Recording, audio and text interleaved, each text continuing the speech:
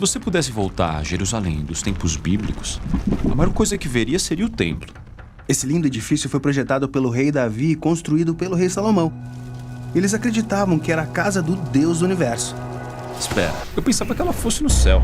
O ponto principal deste templo terreno é que ele é o lugar que se sobrepõe ao lar celestial de Deus. O templo é onde Deus vive e governa toda a criação como rei.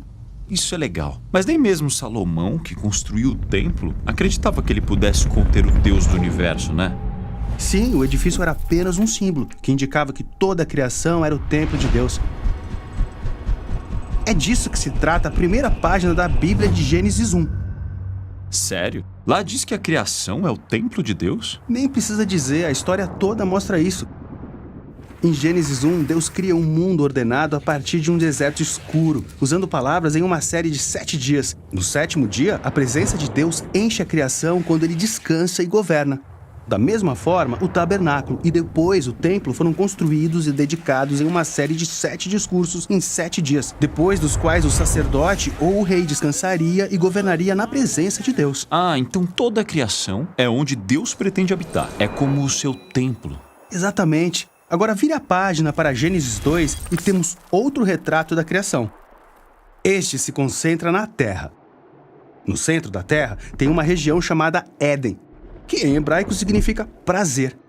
E no meio do prazer, Deus planta um jardim no qual a humanidade e ele vivem juntos.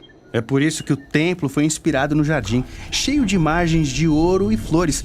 A menorá simbolizava a árvore da vida. É o lugar onde Deus habita com seu povo. Entendi. E olha só isso. No templo, os sacerdotes e levitas israelitas tinham que trabalhar e manter o templo na presença de Deus. É exatamente a mesma descrição de trabalho dada à humanidade no Jardim do Éden. Então, esses humanos foram os primeiros sacerdotes. Mas em vez de governar com Deus, eles queriam governar em seus próprios termos e acabam exilados do Jardim-Templo. E como Adão e Eva, os líderes de Israel também queriam governar para si mesmos e também foram exilados. O templo foi destruído e isso os deixou pensando: será que Deus desistiu de Israel? Será que ele vai trazer uma nova criação?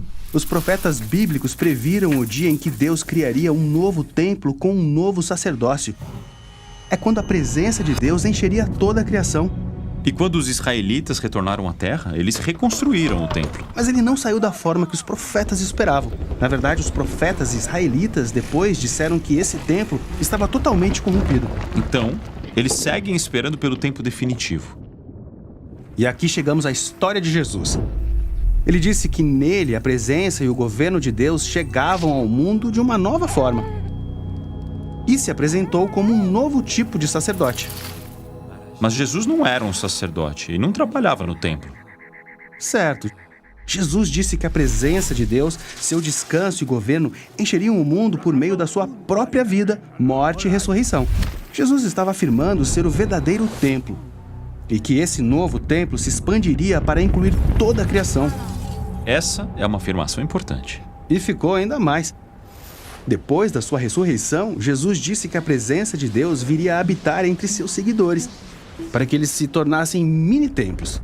Comunidades de pessoas onde Deus descansa e reina. Exatamente. Essa é a visão bíblica da igreja, que é descrita como um templo.